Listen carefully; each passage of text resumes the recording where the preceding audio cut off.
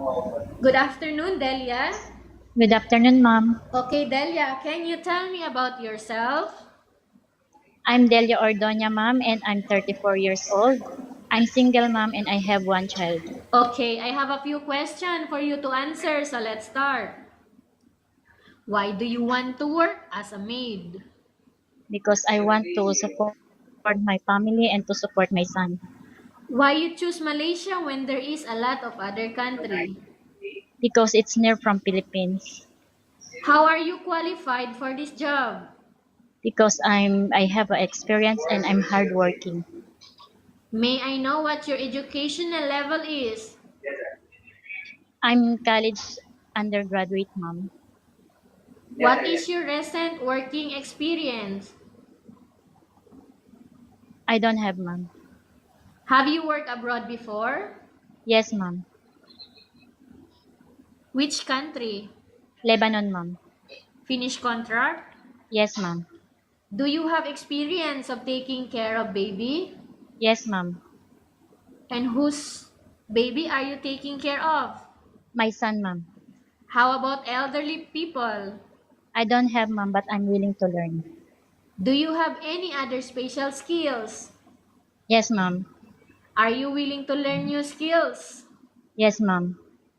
Are you willing to work with a family where the mother-in-law or any relatives stay together? Yes, ma'am. Currently, are you still working now? No, ma'am. Do you know how to cook? Yes, ma'am. What sort of food can you cook? Lebanese food, ma'am, and Philippines food. How about other dishes like Chinese food, European, Indian food, and Malay food? No, ma'am, but I'm willing to learn. Are you aware that you will have to do washing, cleaning, ironing, and cooking? Yes, ma'am. From all the house chores like washing, cleaning, ironing, and cooking, which do you like most? I'm cleaning, ma'am. If ever you were selected to work in Malaysia, who will take care of your kids? My mother, ma'am. You are not allowed to use handphone during working hours. Yes, ma'am. You are only allowed to use handphone after you finish all the works and when going to bed. Yes, ma'am. You are strictly needed to surrender the handphone to your employer in the morning and your employer will return back to you once you're going to bed. Yes, ma'am.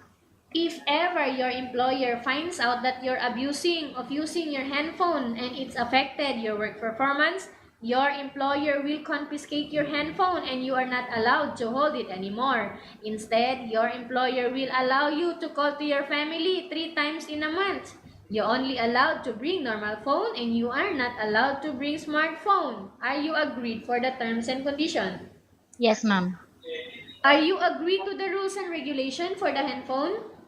Yes, ma'am. How many years is the contract as you agreed and understands? 2 years, ma'am.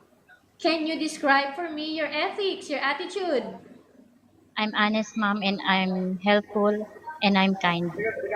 How can you assure to us that you will work hard in Malaysia?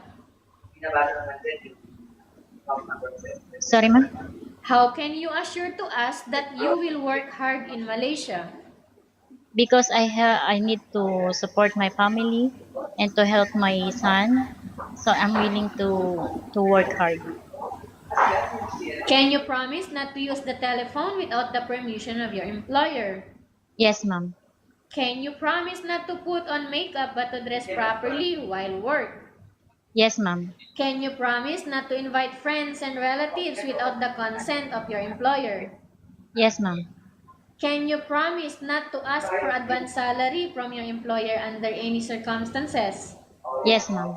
Do you really understand of the rules and regulation of the agency? Yes, ma'am. Do you pay any placement fee for you to come to Malaysia to work as a maid? No, ma'am. Do you have any history of sickness, breast cancer, or any other illness? No, ma'am. Do you suffer from any skin diseases, allergy, or physical defect? No, ma'am. Have you suffered from any serious illness? No, ma'am. Do you smoke? No, ma'am. Have you undergone any operation? Yes, ma'am. What operation is that? Cesarean, ma'am. What year? 2013. Okay. Are you medically fit? Yes, ma'am. Are you in any medication? No, ma'am. Are you allergic with any food? No, ma'am. Are you preferred to work for the employer of any race? Delia? No, ma'am. Sorry, ma'am. Are you preferred to work for the employer of any race? Yes, ma'am.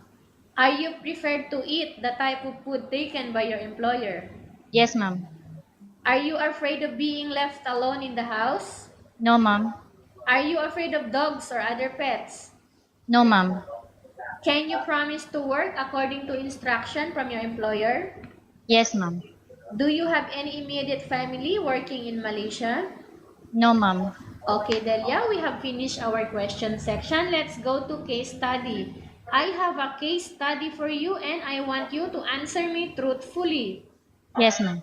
Upon arrival in Malaysia within 6 months only, if ever any of your family members passed away, what will you do?